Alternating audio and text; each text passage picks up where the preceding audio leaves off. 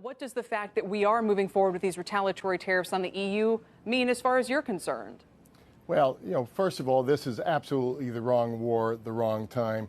And even Trump administration insiders and loyalists, both past and present, are scratching their heads this week, both about these EU tariffs and the situation of abandoning our Kurdish allies in the Middle East.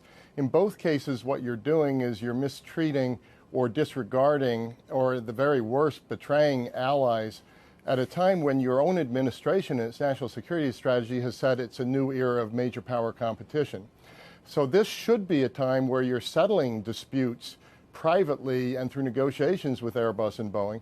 It would seem on the face of it through the EU decision, tariff decision this morning, that Boeing would be the winner. But that's not going to be the case because several months down the line, pretty soon, there's going to be retaliatory action from the EU against Boeing. Right. And so the winner is going to be China because this duopoly, these two big plane makers, ultimately are going to be competing with Chinese competitors. So they're kicking each other at a time when they really have to think about the rising competition with China. Dan, do you agree with that? Is our skirmish with the EU in terms of this new kind of fight with them over trade going to ultimately benefit China? Yes, I agree with all of that. This is totally unnecessary. This is crying out for negotiations. This case has been going on in the WTO for 15 years. It's very complicated. Nobody's hands are clean. We subsidize Boeing, and the EU is going to be retaliating next year with tariffs. These are just punitive tariffs. It's ironic that we have higher tariffs on basic consumer goods from Europe that are going to hit the American middle class on wine and distilled spirits and cheese and clothing.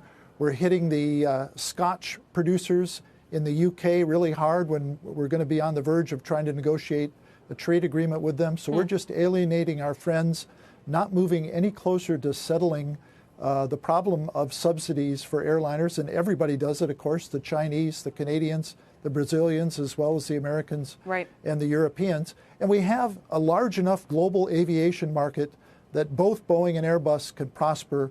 Boeing needs to fix its internal problems. This is an unnecessary fight. Yeah, and as you both mentioned, Boeing could be hit with retaliation on that front next year, which would be another headache for them.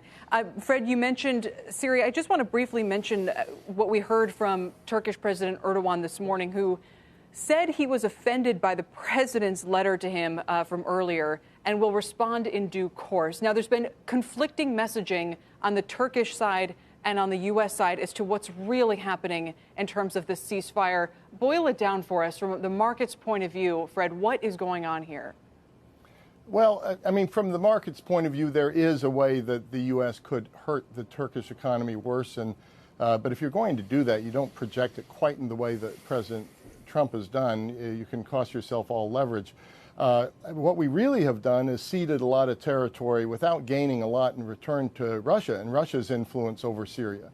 If U.S. troops pull out of there entirely, you really have lost your leverage on this. And the ceasefire agreement that was with Turkey really gives Turkey the 20-mile buffer that it wanted. I also just want to add one other thing to the trade question, if you don't mind. Sure.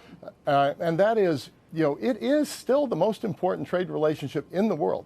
So as we go to a global slowdown, some of us still remember the negotiations over the transatlantic trade and investment partnership.